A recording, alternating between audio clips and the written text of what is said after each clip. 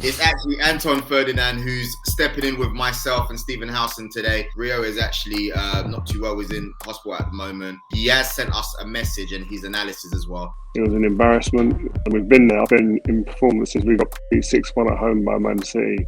We had an identity to fall back on. This is the problem for this team.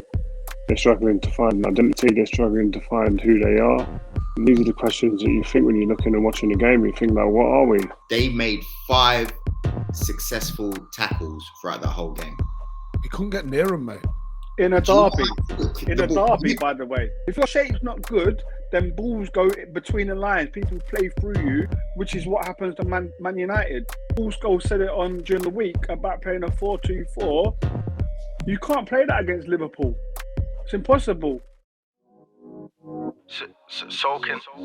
They can never do it like I. When you see man pull up and slide, man stepped in a room with legends, Rio and Steve, you know it's a vibe. Check the podcast, what you wanna know? Don't ask me, go and ask Joe. If you're talking Premier League, he's on the front line and I gotta go. It's a vibe with five, and you already know what it is. It's a vibe with five, and you already know what it is. Vibe with five, and you already know what it is. It's a vibe with five, and you already know this. Ladies and gentlemen, welcome back to this week's episode of Vibe with 5. No, that's not Rio Ferdinand. That's not his twin. It's actually Anton Ferdinand who's stepping in with myself and Stephen Howson today. Joel Beya here, of course. Rio, guys, this is not no fake stuff. Rio is actually not too well. He's in hospital at the moment. He's got an injury. He has sent us a message and his analysis as well. He hasn't ran away. It's not an excuse, but he's really not in the best of shapes right now. So please, guys, easy on the memes. Even I'm taking it easy on him today, yeah? But we'll still get to the business. First of all, massive shout out to our sponsors. Right, then you need to transform how you send and spend money abroad with Sokin. The partners to Arsenal, Everton, Fulham, Monaco, and they've obviously got Rio involved as an investor as well. Not only do you save time and money, it removes the worry of being able to send funds to loved ones anytime you need to, anywhere in the world.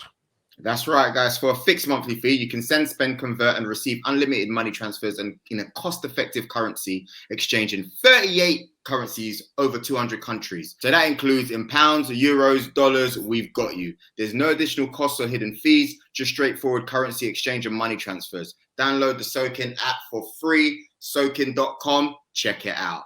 All right, cool. So we're back in. Steve, Manchester United 0. Liverpool FC, you never walk alone 5. Honestly, I saw so many memes, some appropriate, some inappropriate. I saw Mo Salah, he had all your players in a spliff like this. Like that meme was, it was mad. I can't lie, it was mad. I didn't even know who I should post it on. I'm like, rah, the sponsors, mate. But it was getting flown around the group chats. 4-0 at halftime.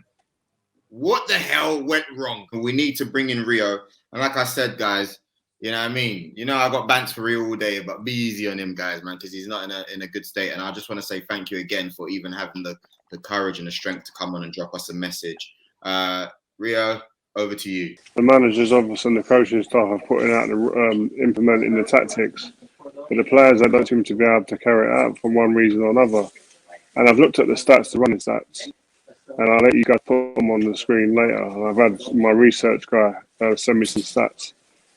And in terms of like sprints, well, I think we're about 3rd in the table. I think overall running, we're about mid-table. But we're not like dramatically behind anybody.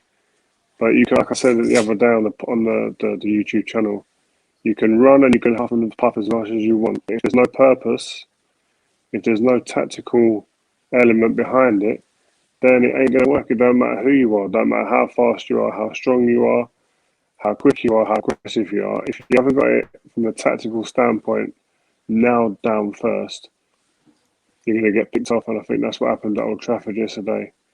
It was an embarrassment. We've been there. I've been in performances. We got beat 6-1 at home by Man City. Embarrassing. But we had an identity to fall back on in the coming weeks. This is the problem for this team. They're struggling to find an identity. They're struggling to find who they are. Do they know who they are? Do they know what they are? And these are the questions that you think when you're looking and watching the game. You think, like, what are we? Like, you knew in years gone by that United, they'll get the ball wide and they'll put the other team under pressure in their box, and the other team will have to defend. But United is just like, we'll give it to someone and hope he does it. Defensively, we look all over the place. Ollie, I think in his mind, he would have thought to himself, I'm going to go back to the two in midfield, McTominay and Fred. But I think it shows that it doesn't matter who it is, who plays in there. The team structure is not right. And it doesn't matter who you put in there, it's not working. And so the question is the manager giving the players the right information? That's one question. And if so, are the players not taking on the information? That's what the manager needs to get to the bottom of. That's what the club needs to get to the bottom of. Because at the moment, they look like a team of individuals just thrown together. They look like a team that you look at them and think, are they coached properly? Are they taking in the information? They'll be embarrassed. Their pride will be hurt today. They'll be sitting there, all of them, embarrassed at training ground. Breakfast will be an embarrassment. They're going to have big meetings. They're going to have to talk.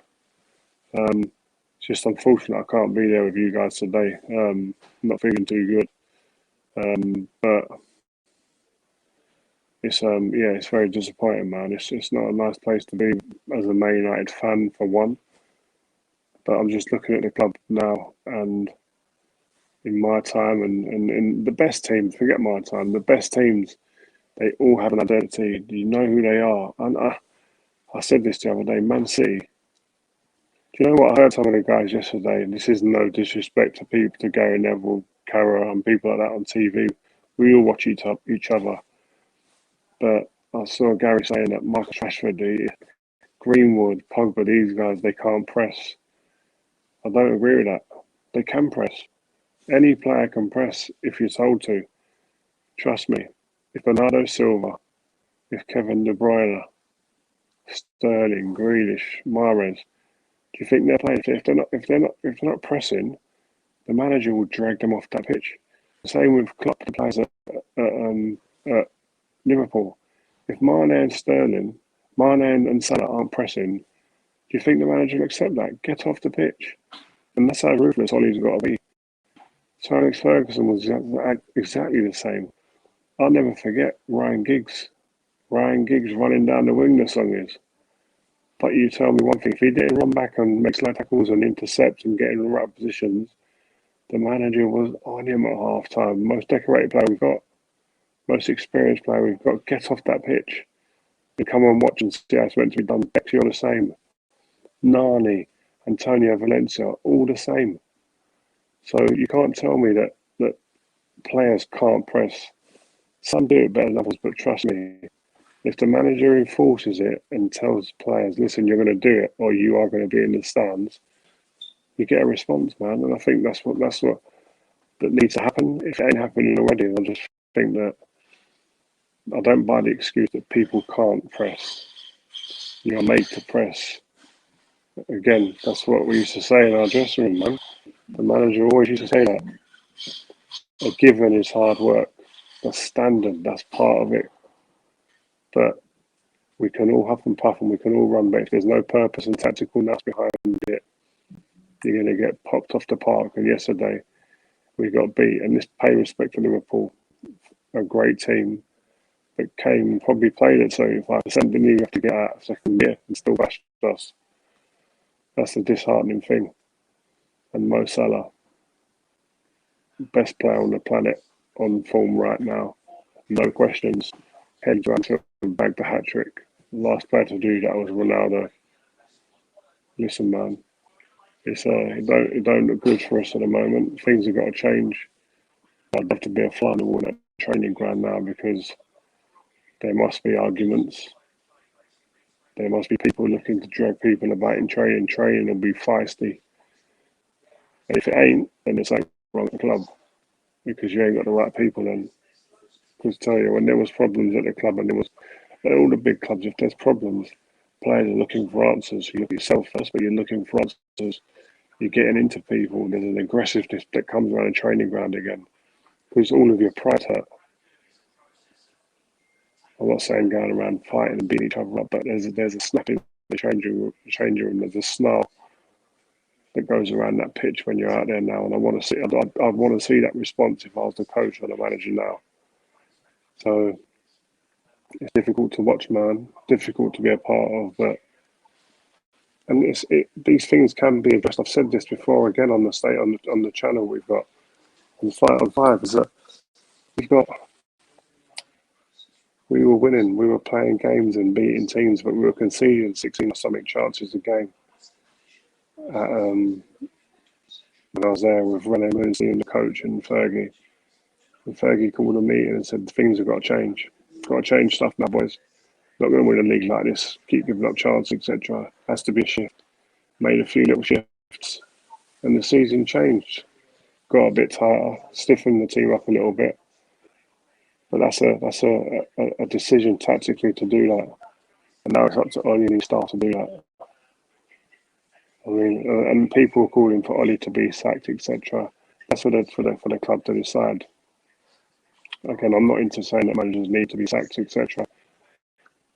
But what I do know is that Ollie has come in and he has improved the club from where it was. He's now amassed a fantastic group of players. But the only problem in that is they're not playing as a team. He's got a great collection of players that need to be moulded into being a team, and that's the job of the manager. And he needs to find a way of doing that. So yeah, but the players do take responsibility as well. But again, you've got to be set up to be able to perform at your best. But at the moment, it doesn't seem to be like that. I see Bruno pressing. He's pressing on his ones. I see Greenwood pressing by himself. I very rarely see it when they all go. It's like, you watched the Liverpool team yesterday when they went and pressed. They were going in like 4s and 5s. The first pass, you beat that a little bit of a press. Robertson's right behind Jota, right behind Henderson, etc. They're just all in. They're all going there. They all understand where they're meant to be. And there's a real fragmented look to the Man United team at the moment, which ain't good. And this type of performance and result has been waiting for a long time. Villarreal could have easily happened, but we got away with it. Leicester, Newcastle, even they had chances. And I've not watched United this season and thought, wow, we've totally dominated that team with the ball, or we've definitely controlled it even when we're out of position. And that's what the best teams do. City do it. They dominate teams, yes, in possession of the ball, but also they suffocate you when they haven't got the ball. Because they're drilled. They're a team, a well-oiled machine. And I'm afraid Man United just don't look like that at the moment, and that's the worrying thing. Chelsea, you know what? Sometimes you go back to look at Chelsea. Tuchel came in. There was no like flair and stuff. He went back to the hard-nosed players and said, "You know what? We're going to be hard to beat first and foremost. Hard to beat." That's how we started. That was the foundation of what Tuchel done. We're going to be hard to beat. It's not going to be no airs and graces and no frilly football and fancy football. Hard to beat, and then we'll go from there, because you've got quality players to hurt teams as well. But as long as we're hard to beat, that's my starting point. And I think Ollie could take heed from that. If that's something that I'd look at. Become a hard team to play against. Do you know what I mean? Teams used to come out of our team. I remember Ferguson used to say to us, "Do you know what I love about this team, and I love what I get most satisfaction out of is when a manager from the opposing team comes in to the manager's office, has a glass of wine with me and goes, you know what, all the talent you've got, all the big names you've got in that change room, the Roy Keanes, the Ronaldos, whoever it was, the Beckhams, the Giggses, etc., the Rios, obviously, they don't half work hard, don't they? They don't half put shift in. They work like lower league players, they graft. And then the quality comes after that as well. And that's one thing I just don't think at the moment. Yeah, these players, they're running around. They run hard. I want that graphic plot, by the way. They do run around. It sprints. But it seems like it's aimless. And that's the problem. So I've got no doubts the coaching staff will be working hard behind the scenes, but it's got to be big changes in what they're doing to get the best out of these players. And if the players aren't doing it, then they've got to be told in no uncertain terms. There's no pussyfooting around these things. Drill the life out of people to get them moving. Yeah, I'm not going to be on the full show today, guys. Apologies. I'm not feeling my best, so but I had to come on and speak. This is what we do at Viber 5. We don't let you down. You subscribe for a reason.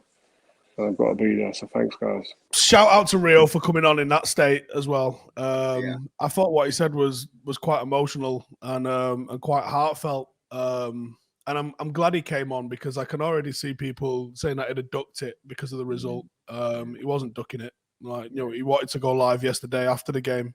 No. But as you can see, the guy's in no fit state to do anything. He's in a bit of pain at the minute.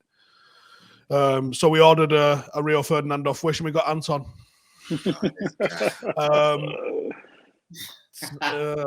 Where do we start with yesterday? I'm glad we've got a good defender on, to be honest, a good Premier League defender on, because there's some fundamentals of defending that need talking through in that game. I think there's quite a lot wrong at United at the moment. And that game not only summed it up, but really highlighted it. You come up against a team that's arguably one of the best in Europe. It's top 5 best teams in Europe currently. Unfortunately, the dip that they had last year hasn't continued. I was really hoping it would. It clearly hasn't. They've clearly got back to where they were prior to the injuries that they suffered last season. And it highlighted a lot of United's frailties. And when you got so much wrong with United, so much disconnect in different areas, so many issues, like Rio focused a little bit about talking about the press. We've seen Gary Neville talking about the press. There's stats that sort of suggest we do and suggest we don't. And ultimately, whether or not we press from the front, when the ball's coming into the box and we're getting beat at the front post, that's a fundamental schoolboy error. And I'll get Anton's full debrief on this in a little bit. When we're losing the ball in the box, playing out, that's a fundamental error. When we're doing all of these sorts of things, it's so difficult to pinpoint, actually, this one thing might fix it. Like, do you know what? I think Ronaldo maybe doesn't fully suit what we're trying to do or hasn't fully gelled, but that doesn't mean that Luke Shaw and Harry Maguire get beat at the front stick. I don't necessarily think we play out too well. That doesn't mean Bruno Fernandes puts them over the bar at the other end. Do you know what I mean? Like, there's some things that are maybe loosely related, but they're also not connected and they don't feed into one another. I'm seeing such a disconnect for the way we are as a squad. I think Rio touched on this just then when he was talking about certain players can and won't press. It's not even necessarily about can and won't press. Can the manager be strong enough to drop someone if he's not feeling that they're not? I don't necessarily think Ronaldo was dropped for performance reasons against Everton, but that was a ballsy call, and ultimately it was the wrong call, I believe. But that told me that this manager could make those crazy decisions. Pogba's sat out a few times in big games. That tells me that he can make these decisions. Is he afraid to do it with Bruno? Maybe because that's his signing and he's not afraid to do it with Pogba. But there's such a confusion about where to even begin to put this United side right. Scholesy got it eerily bang on, didn't he, saying we'll be 4-0 down against a better team at half-time next week. Jesus, how right was he on that? I think we're in big trouble. And a bit like what Rio said and a little bit like what Gary Neville said, I sort of feel the same way, is that I'll never scream for a manager to be sacked. Because there's been time in history where people have been shown to be completely wrong on that. And my own personal belief is I'd rather live in hope and support, because that's our job as fans. I'd rather live in the hope that this guy can turn it round and support him doing it than be toxic and negative and correct. Like, ultimately, every manager goes, right? There's a handful of managers, if ever, that have managed to walk out on top, like Sir Alex Ferguson. Your greatest manager, you guys hounded out. And I couldn't ever see myself wanting to be in that sort of position. It's not about hounding him out. You've seen what's been going on for a few weeks now, and I'm going to give it back to you. No, but you understand what I'm saying is, like, I couldn't ever see someone that's won something for us and have him hounded out. Maybe Wenger should have gone. But, like, I would never want to be one of the people leading that fight. And I agree with you. I agree with you. I do. I think you're right. I think it wasn't nice the way he left. We should have honored him better, you know. But when I look at it, we can't run away from the not only the results but the performances. And this is what I was saying a few weeks ago when certain people thought I was coming with toxicity, whatever. I can't say it properly, but I was just saying for the level of Manchester United, it just wasn't it, Steve. Like, I could see it, and I don't even support Man United, but I've watched football long enough. Maybe not played on the level of Anton and Rio and whatever, but you can see with your eyes when something's just not clicking. And I think we were just, you know, fans were just covering up with the fact that he's a legend for the club. Respect to him. He's changed the mood. I learned that within our conversations. But there's a certain level at Man United that's expected, and it hasn't been hit, even with the superstar signings that you've got. No, but here's the whole thing about the sack him, not sacking him thing. The job he had done until the end of last season, you could not sack him for. Fair you enough. couldn't. That would be just so wrong. However, the expectations shifted. The progression demand has increased. Some of that's come through signing, some of that's come through his own job. And what we're seeing on the pitch at the moment is worse than it was last season. The progression that we've undoubtedly seen on the pitch, off the pitch, the mood around the place, the expectations, we've seen progression in all of those areas. Now, this season, we've seen regression. So you could. Let me give my take as a neutral on this, because I know there's a bit of needle when it comes to Joel because of Arsenal. You know, I know because your energy ain't been like this for a while. My energy is the same about other teams when Arsenal ain't doing the best. But from my perspective, especially yesterday. And I had this in one of my groups this morning, talking about the pressing stats of Ronaldo compared to the other strikers in the league. Lukaku's stats ain't that much better than Ronaldo's stats in terms of pressing, if you look at them. But the difference is Lukaku's in a team that's well drilled and play as a team, whereas Ronaldo isn't. You know, and that's, for me, that's down to the manager, down to his coaching staff. Need to put that right.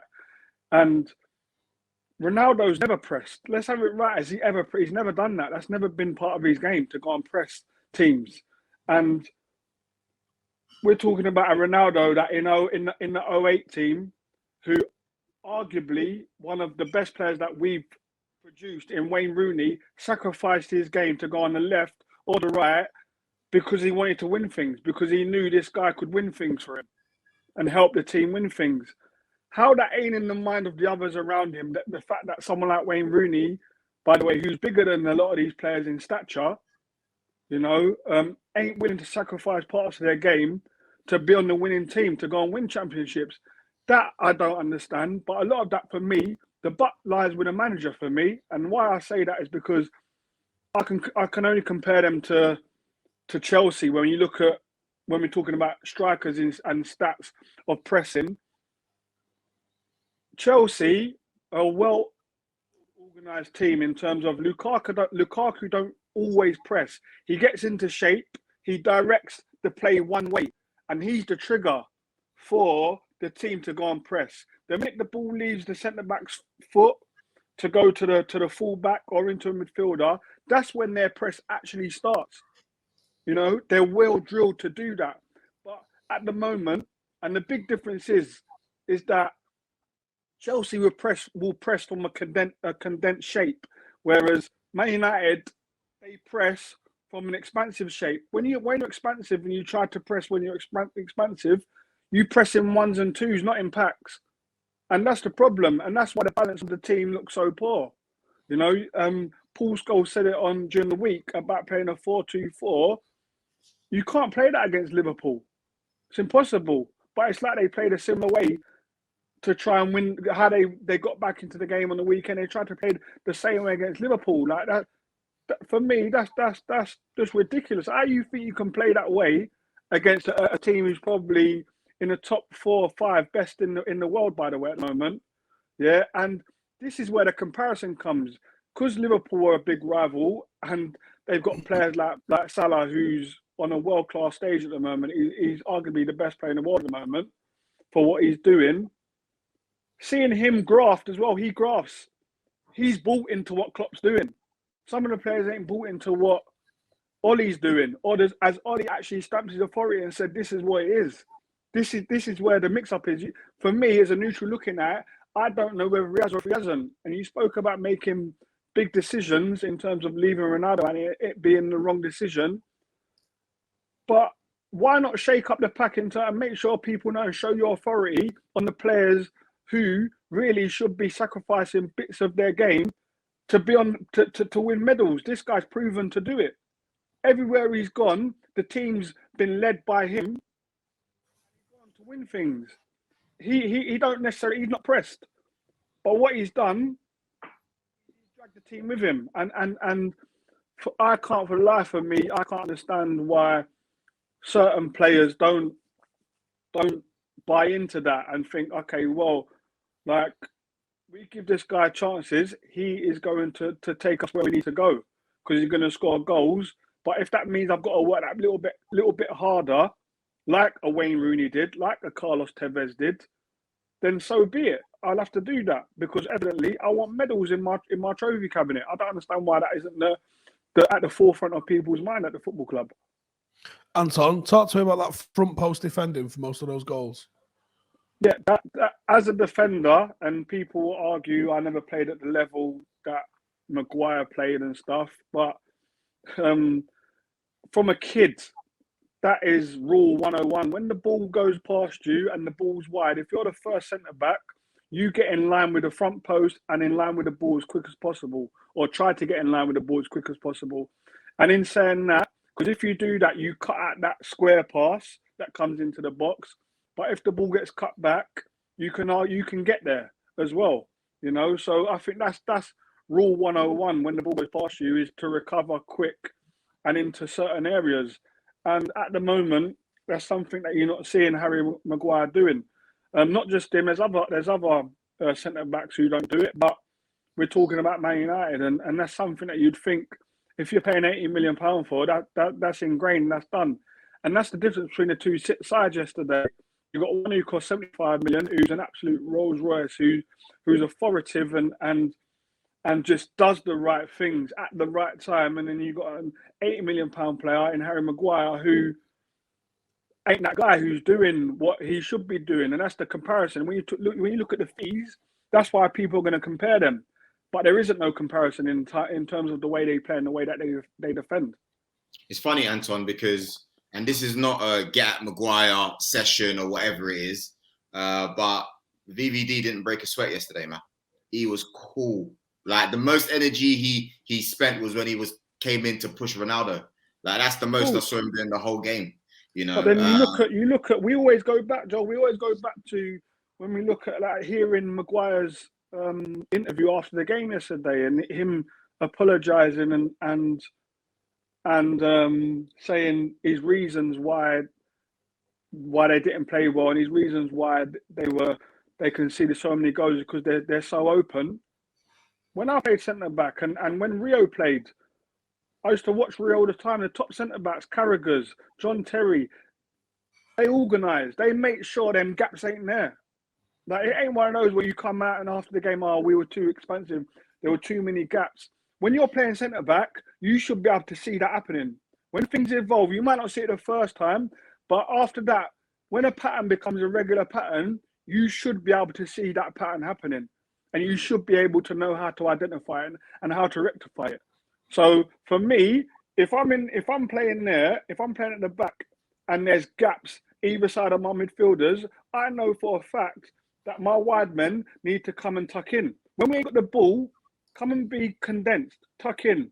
When we get the ball, become expansive. Fantastic. I want you there because that's where you're going to do your best work. But the minute that we lose the ball, I need you, because I'm not the quickest, right? I need you to come inside because I don't want people turning and running at me. The same as the fullback, the first goal, Wan-Bissaka is playing, he's so high that Lindelof's playing as a right back. Maguire's playing as the right side centre back, and Luke Shaw's playing as a left side centre back. That's communication. That's nothing but communication. And if you're not communicating at this level, you're going to get punished, and that is a fact. Anton, first of all, I want to read out some stats that, if I'm to be very honest with you, I found amazing. I'm going to try to rattle through them as quickly as possible, but you're looking at Liverpool's biggest ever away win versus Man United, Liverpool's biggest win versus United since 1925. You're also looking at Jurgen Klopp's 200th win that was suggested yesterday. First time Liverpool have won consecutive league games by 5+ goals in top flight history. Salah's first away player to score a hat-trick at Old Trafford since Brazilian Ronaldo in 2003. He's also the first player to do so in the Premier League history. United have made the least tackles per game. They made 5 successful tackles throughout that whole game. We couldn't get near him, mate. In a derby. By the way. You tell me, right, how quick the ball must be moving for you to only make 5 tackles. John, it wasn't. That's the problem, is that we got Liverpool. They give us a C or D level performance. They didn't even have to get a B or an A level out of us. We were that fucking bad, mate, that did they press us? No, they didn't need to. You lot lost the ball in your own half so many times, Steve. Yeah, I couldn't believe it. You were losing the ball in your half. And I just thought, what is going on? You see Pogba getting sent off, right? Do you think that was, I don't want to say a message, but that was just a reflection of the frustration, right? I don't think so. I haven't actually seen that. Do you know what? While you were talking, I'm going to actually go look at the red card. So what do you think? I just think, listen, you're in a derby. You want to go and win. He's got that winning mentality in him. He's a World Cup winner. Can't look past him. He's a World Cup winner. He's got that winning mentality in him. He wants to win.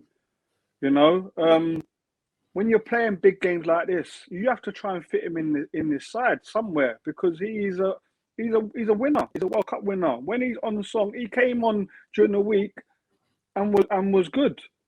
And then to go and put him back on for the comments after the Leicester game, potentially, but there's a way to do it. There's a way to punish people. There's a way to do it. There's a way to manage somebody. And I just think it's all wrong. Even with the Sancho, how are you buying Sancho and he's sitting on the bench? You're going to get the same thing that happens with Van der Beek. You're going to get the same thing. Van der Beek looks a guy who's broken. Sancho looked a guy who's broken yesterday on the bench. Someone like Sancho, with the numbers that he's been putting up for these few years, play him. You don't buy him, play him. And as a player, you don't want to be thinking, I'm only playing 60 minutes today because you're going to bring him off again. Give him a run in the team. Embed him into that team. Give him a run. He has had a run though, Anton. And I'm not saying, I'm playing devil's advocate here. I want to bring in Rio shortly, but let's just stick on this one. He has had a run though. But when you're a flair player the way that he is, yeah, and you're judged on your assists, you're judged on this and that. I understand it and I get what you mean, but you need to play without that fear of I'm coming off at 60 minutes. True. It's true. I agree. I'm not being funny. Like, listen, the boys' numbers are a joke. Arguably the best striker in the world at the moment loves him because he was that good for him in Haaland. You now got one of the best, arguably, or if not the best player in the world, the best player ever for me in Cristiano Ronaldo playing up top. If Haaland, who's a joke, says this guy is unbelievable and feeds me all day long, why isn't this boy being played? Why ain't he getting longer than 16 minutes? I understand. On the right hand side. But exactly. So if you're going to buy people, play them to their play for their strengths. That's what I'm saying. You don't ask Ronaldo to press. He's never pressed. Don't ask him to press. But what you can say to him is get into a position so our shape looks solid. And you can be the trigger for us that if you show them one way, we know where we're pressing, whether it's the left side or the right side. That's all I'll ask. That's what I ask of you. He can still mark someone, can't he? You don't necessarily have to press someone, but if you man mark someone, the ball ain't going to them. Dealt with. And this is the thing. When the ball, as a team, When a ball's being played in front of you, you're comfortable. But the only way that can happen where teams play in front of you is if your shape's good. If your shape's not good, then balls go between the lines. People play through you, which is what happens to Man United. At home, by the way. At home. You know? I don't understand. Last year, Man United played a lot on the counter-attack. I don't understand. Just because you brought in Ronaldo, I don't understand why all of a sudden your ethos has changed. It worked for you last year. You've now got a killer who scores goals. Who, as we've seen time and time again, even this year, he's the saviour. I don't understand. Like, don't change your ethos because you feel like you've signed a few players that can maybe do that. You're still what worked for you. Don't change it. Why are you changing it? Like you said earlier, the way where he's got the team last year is the reason why he's still in the job. Why are you not sticking to that? I don't understand. I honestly don't understand it. All right, cool. Anton, let's talk about West Ham United. Deckers. What's going on over there? You guys might be going for Champions League this year. Huh? Yeah, that was a big win yesterday. That was a big win. It was massive. It was a massive win. We're on fire at the moment. David Moyes is doing a fantastic job. The organisation of the teams that he's putting on the pitch, the belief that he puts into the players, you know, it's running through, like the belief running through the whole squad, not just the 11 that's playing, the squad. He's man management. He's managing players right.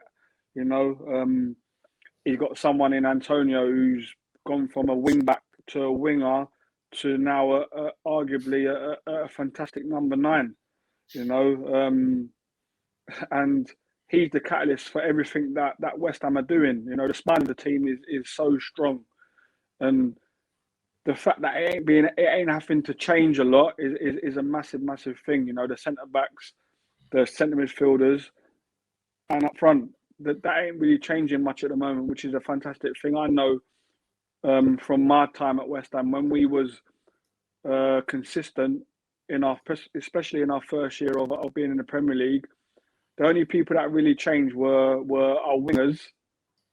And at times, one of the strikers, but effectively it will be me and Danny Gabidon at the back. It'll be Hayden and Nigel Reo-Coker in the middle. That's what it will always be, and it will be Marlon Harewood and somebody majority of the time until Tevez came. And when Tevez came, it will be Tevez and somebody at all times, and that allowed us to get into a pattern of play where there was no disruptions. You look at United, Rio and Vidic, you know, Scholes and Carrick.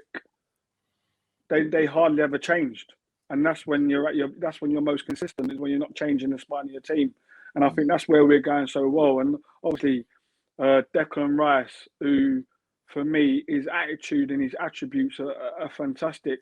For all the hype that he's getting and all the talk around him, with potentially moving, his levels have gone up. They haven't stayed the same. His levels have gone through the roof, and I think that's testament to him as a person.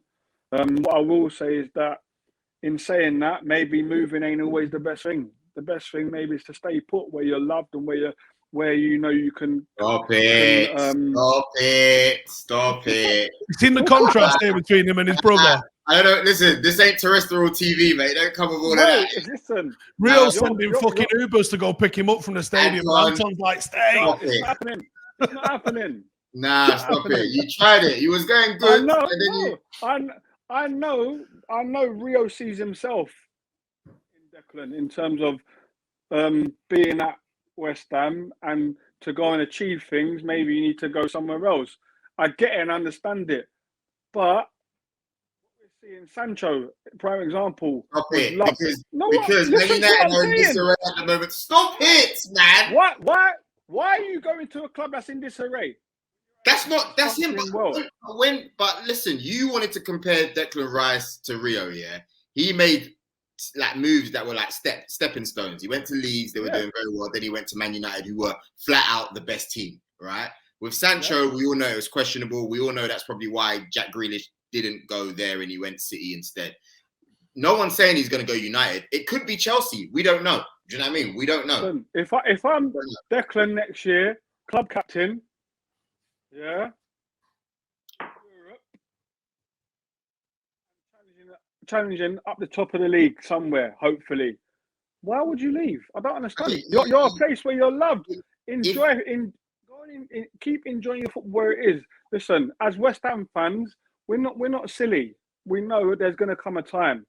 But right now, where the way he's playing, the way he's enjoying his football, is there really a need for him to leave? No, there isn't. I don't. If he qualifies for Champions League, yes, I hear you. But if a Liverpool, Chelsea, maybe United, let's be real, even though I want to ban them, maybe even United, if those clubs come for him, he has to go. He has to pack his bags and leave. If I'm United, if I'm Declan and United come, I'm not going. You're lying. You are lying. I'm not. You're lying. The others that you've mentioned, think about it. I'm not disputing that. As a West Ham fan, it hurts me to say that, but you're lying. We get Champions League football this year. We get Champions League football, not going to place. You're lying. Jesus, I wouldn't even go Arsenal. I'm joining into that as well. Fucking hell. You are like, you know what? I'm saying. I don't. Nah. If United are going to drop out of the top 4, these lot are going to struggle to get top 10. You guys. Anton. Like, you don't have to do Mr. Political here. We know you're Mr. West Ham in it. We get it.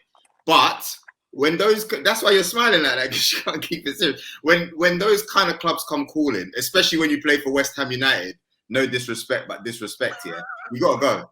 Hold on a minute. You're talking to us like we're Arsenal. Oh, well, I knew the Arsenal comment was going to come in. That's what you're talking about. We're Arsenal at the moment. Listen, just because you're playing well at the moment doesn't mean you're a big club. You got good history. I'll give you that. Yeah, but don't start talking as if you can compete with the big boys here about if these teams are coming, I'm not going. I'm staying, bro. You got to pack it. I'll help you pack your bags. I'm just saying, as a player, sometimes it's better to stay where you're loved and enjoy, and so you enjoy your football. Because when you enjoy your football, that's when you play your best. Yes, that's what I'm saying. I'm not sitting here saying like, okay, well, like he's not going. Listen, us as West Ham fans, we're not silly. We want him to stay for as long as possible. Of course we do, but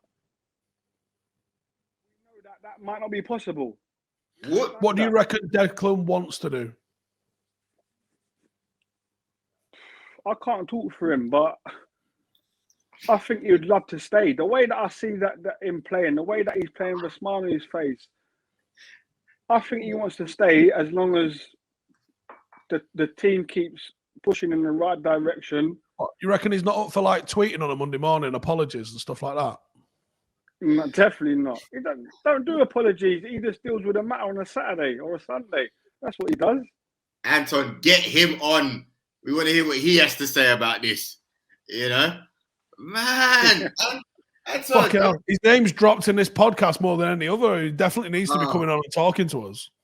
Oh, my God. That tells you what he's doing on a Saturday and a Sunday and on a Thursday night in Europa. That's why he's being spoken about. Right, we spoke about defending. I want to talk to you about some more defending that I saw, because Harry Kane's pathetic defending at that corner for Antonio to score. I mean, how many times are you punching him in the chest if he plays for you when he walks in the changing room? Because that was shocking. Yeah, I wouldn't be happy, but I'd be more aggrieved with the young boy Skip, who was at the front post. He should be heading that away. You know, Harry can't see the ball. I'm not defending him. He can't see the ball. He should, obviously, if Antonio can react that quick, then so can Harry. He's come across Harry, hasn't he, for it? Of course, but the fact of the matter is like you're at that front post to do a job, which is if that ball's in your vicinity, you head it away. And I think that Skip, what's his name? Skip, yeah, Skip should have headed that away. I think, and I would have been if I was playing that game, I would have been more having a go at Skip than Harry Kane, if I'm honest. But yeah, Harry Kane should be reacting, but his body language at the moment isn't one that wants to be at Spurs. So why would he react? The No, way I that think he's over that now, man. Last week proved that he was over that, man. You can't put it down to that. That's just poor defending. You know, you can't. I think he's over that. He knows he's not going anywhere, man. Of course, but it's still like you don't know the intricate parts of what's happened. Apparently, he was assured that he would be able to go, and then the chairman priced him out of a move. When your heart's set on going, he said bye to people. He said bye to the fans. Players actually publicly said bye to him. You know, Son said bye to him publicly. Your heart is set on going. That must be hard. I've never experienced that, but that must be hard to come back from, in terms of like thinking you're leaving and you're going to go on to what it is that you want to achieve, and then all of a sudden the person who's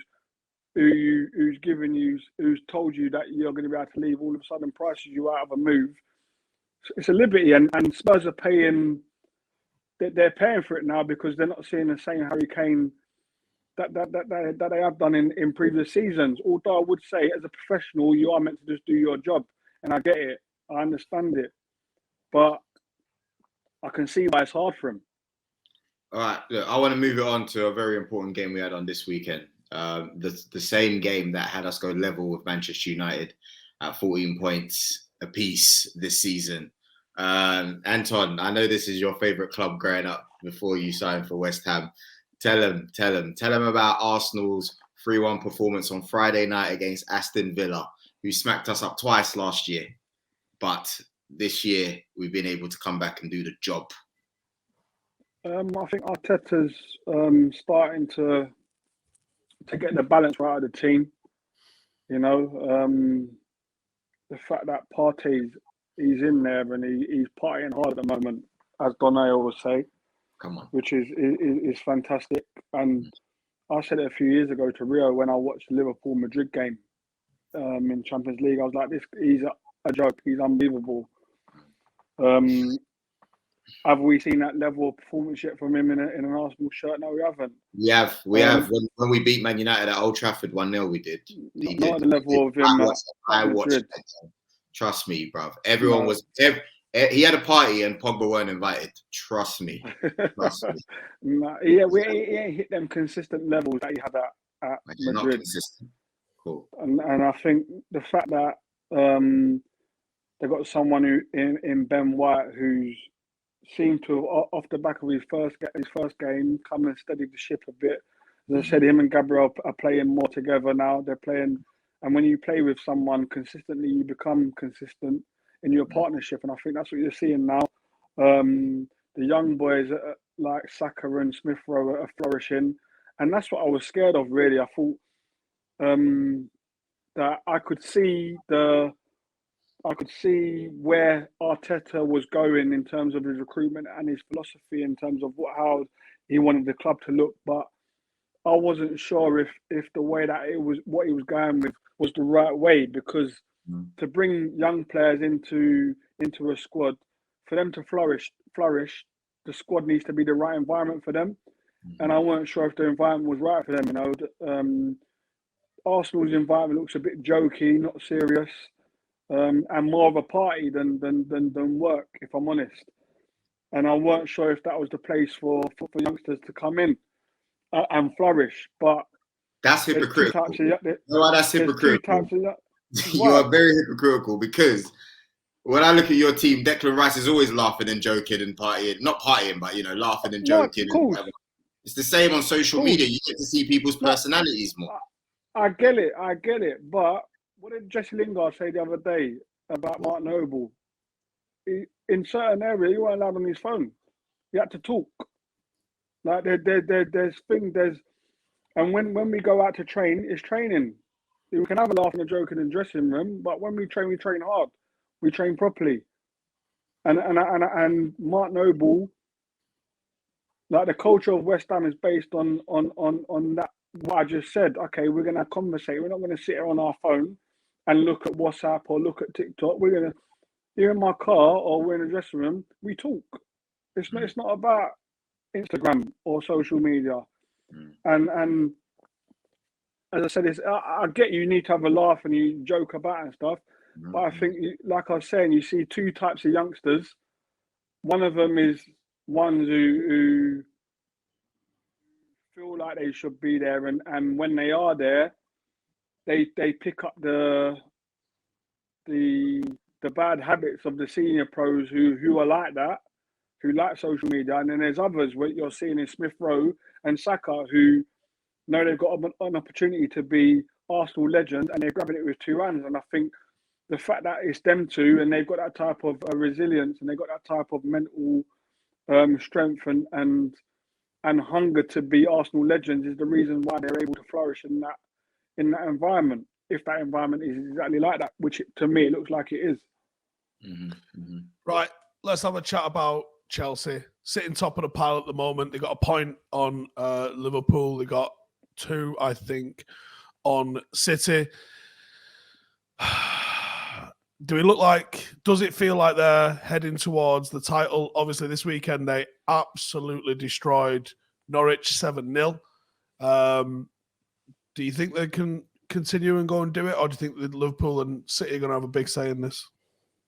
I think Liverpool and City are going to have a big say, but they've got a manager in Tuchel who's tactically aware. Like, he don't leave no stone unturned. He can stand on the sideline, see something, and tweak things, and I think with having that, and as I said, from the base that he has in terms of the structure of his team, to be able to go and do that, and the personnel that he's got, where he can look at something and change it. I think it's fantastic. Look at Hudson-Odoi, who's been out in the cold for many, many weeks now, comes in and scores 2. It's fantastic. I mean, that tells you that his man management is on point, because he's got a player who's been out in the cold, who's brought back into the fold, who's playing for him. And I think that's the difference between a lot of the top teams. You see that in Liverpool. You see that in Man City at times. There's a problem with Raheem Sterling and Guardiola at the moment, which which potentially could become a problem within their season at some point. But Klopp and Tuchel are doing it right. Their man management is on point, as we're seeing players that coming in from the cold performing like they're playing week in, week out. I mean, I'm not even being cheeky here. I'm really not. But I saw a tweet that they said Man United is the Norwich of Manchester this weekend, like just getting smacked about. But moving on kindly. You're still not in the top 6 in London, Joel. Relax yourself. Yeah, mate. We're both on level points at the moment. You need to relax. Yeah, but are you above Brentford yet? Well, it doesn't matter, mate. It's goal difference at the moment. Don't worry. Yeah. All right. So they ain't got Lukaku playing as well, Anton, and devastating, man. You are actually. You're 2 points above them. You see. Thank you. Lukaku, he's not playing, but they're still devastating. The likes of Ben Chilwell. What will stop Chelsea becoming champions over Liverpool or Man City? When they play against each other, I think that's going to be telling. And it's a game that I'm looking forward to. 2 teams who play at full tilt for 90 minutes. We'll see. That's the most important. I mean, that's the most disappointing thing, I think, especially for Man United fans, is that Liverpool weren't even at full tilt yesterday. That's probably the most disappointing thing.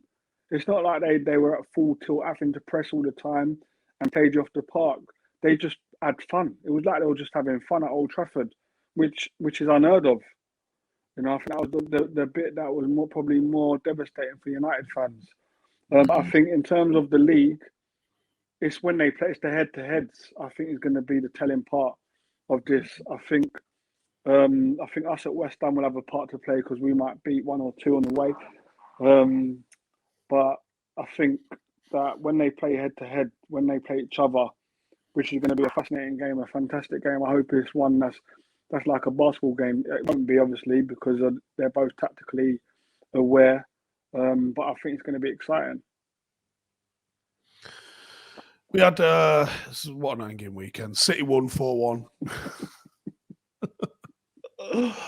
Oh God! City winning 4-1 against against Brighton is a decent result. I think not many have gone to Brighton. Not many put that many past them either. They're quite mean at the back, aren't they?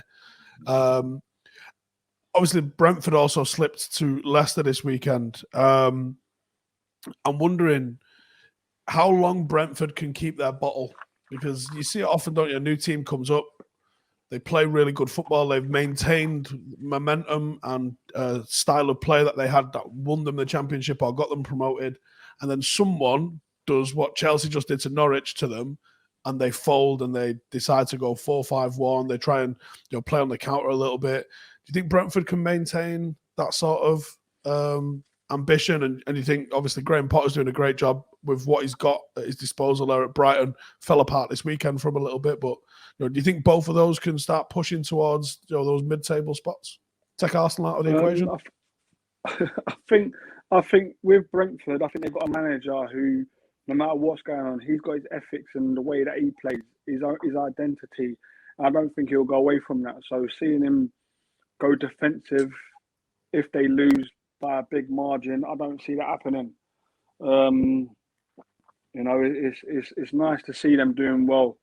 A club, another London club who's in the Premier League for the first time and doing well and holding their own. It's lovely to see. And as for Brighton, Graham Potter's a fantastic manager. Doing what he's doing, going about his business quietly and quietly pushing Brighton up the table. I think, like as I said, tactically he's very, very good as well. He's getting the best out of what he's got in front of him and what he's got around him. And that's, for me, due to his tactical awareness and obviously his man management. Anton, thank you very much for joining us today. You know what I mean? If it wasn't for you, there probably wouldn't be a Vibe with Five today, man. So we want to give you a massive shout. You got to start coming on more regular, man. People don't know the vibes up there. I told you I'm ready. Me and Rio need to debate this. When West Ham play Man United, that's the one. For sure. I want to see them both on together because I reckon they proper go at it. Yeah. Rivalry was real, man. The sibling rivalry, I can smell it already, man. Loads of arguments. And to be fair, whenever you're on and you want to talk about Arsenal, that's always easy as well. Come on. Yeah. This ain't last season, This ain't August. My manager's currently the manager of the month. Don't forget that. Yeah. He's manager of the month in the Arsenal club, maybe. No. He won manager of the month. Just gone. Right? Yeah, did he though? That's right. Yeah.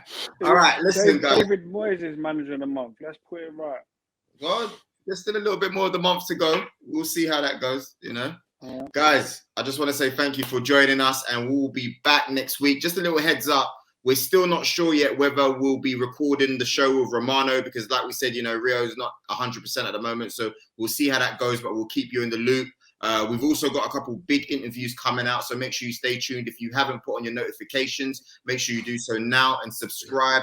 Yesterday, I botched a couple of them though.